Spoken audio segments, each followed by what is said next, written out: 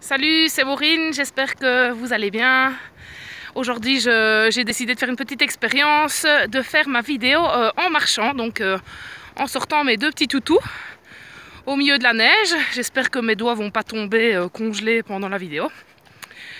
Alors donc aujourd'hui, j'ai envie de vous parler de l'eau, du rôle de l'eau dans notre état émotionnel et comment l'eau va influencer notre état émotionnel et vice-versa. C'est-à-dire notre taux d'eau dans le corps aussi va... je rigole parce que je me rends compte que le fait de marcher, je ne suis pas très concentrée sur ce que je dis.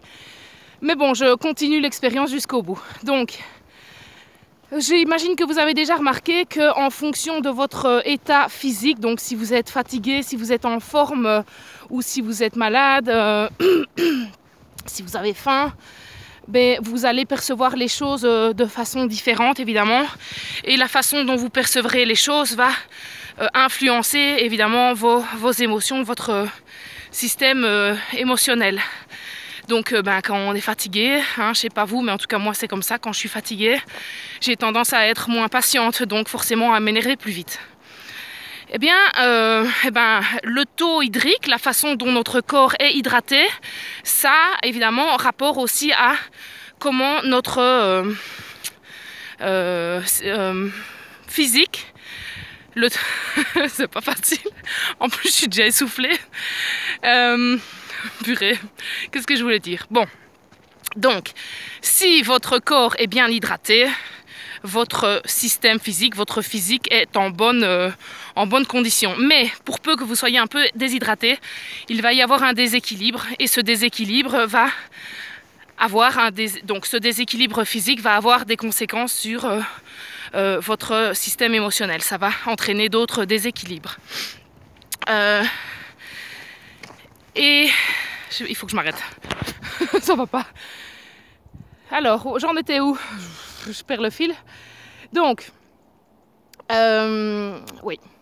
Donc, si vous êtes déshydraté, ça va avoir une influence sur votre physique. Ça peut provoquer des maux de tête, ça va pouvoir provoquer aussi des troubles de digestion, plein de choses. Surtout que c'est grâce à l'eau et à l'hydrogène qui est contenu dans l'eau que les cellules de notre corps sont en communication et que finalement notre corps peut marcher de façon optimale. C'est vraiment quand on est super bien hydraté.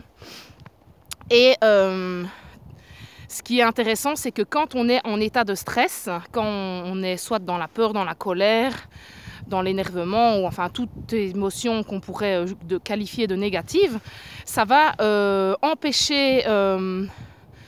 ça va ralentir en tout cas la capacité de notre corps à absorber l'eau et même ça va même entraîner une déshydratation.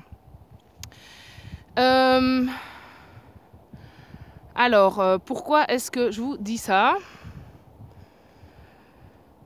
Ben oui, parce qu'il faut boire de l'eau. Voilà, il faut boire de l'eau, tout simplement. Ça paraît tellement simple qu'on l'oublie, mais autour de moi, je vois tellement peu de personnes qui boivent de l'eau plate. Simplement un verre d'eau. Pas de l'eau avec de la grenadine, pas un thé, pas de l'eau avec un peu de jus de citron ou quoi au caisse, non, juste de l'eau. Même l'eau pétillante, ce n'est pas de l'eau telle qu'elle. Quand vous buvez de l'eau, vous faites un véritable cadeau à votre corps parce qu'il n'a aucun effort physique et donc aucune énergie à fournir pour pouvoir assimiler l'eau.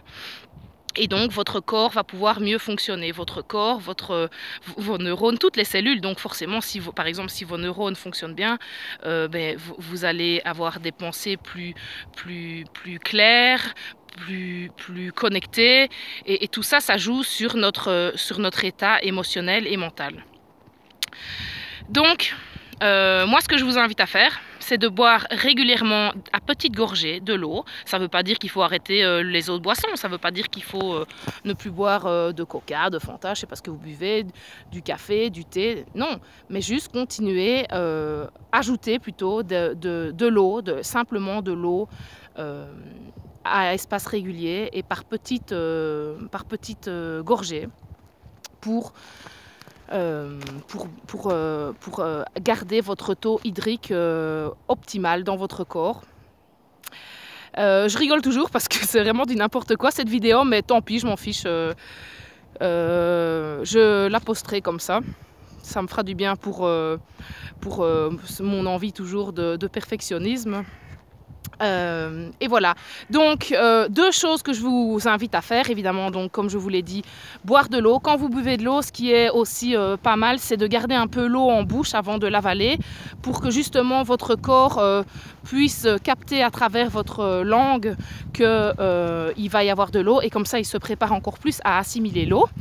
Et ensuite, la deuxième chose que je vous invite à faire, c'est quand vous ressentez des émotions qu'on qualifie de négatives, plutôt que de lutter contre, plutôt que de vous énerver encore plus parce que vous êtes énervé, je vous invite à accueillir tout simplement cette émotion et à vous permettre de vivre de la colère. C'est tout à fait normal d'être en colère de temps en temps.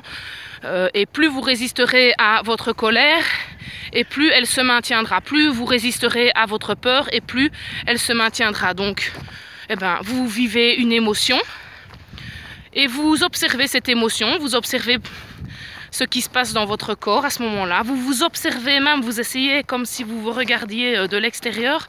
Ah tiens, il y a Maureen qui est un peu énervée, là, elle est tendue. Ah ouais, on voit bien, elle a la mâchoire serrée. Et voilà, vous observez ça et vous vous laissez le droit d'éprouver. On est des humains, on n'est pas des robots, c'est normal, ça fait partie de la vie. Donc, voilà la petite vidéo du jour. Un petit peu différente, il faudra que je remette ça. Mais en marchant, c'est vraiment différent. Donc, j'ai fait un article qui est tout de suite beaucoup mieux structuré que cette vidéo. Je vous invite à aller le lire. Je suis sûre que j'ai oublié plein de trucs. Et je vous invite à liker ma vidéo, à faire un petit commentaire, à donner votre avis. Et surtout, n'hésitez pas, si vous avez des thèmes que vous voulez que j'aborde, à me faire signe. Je vous souhaite une très bonne journée. Salut tout le monde!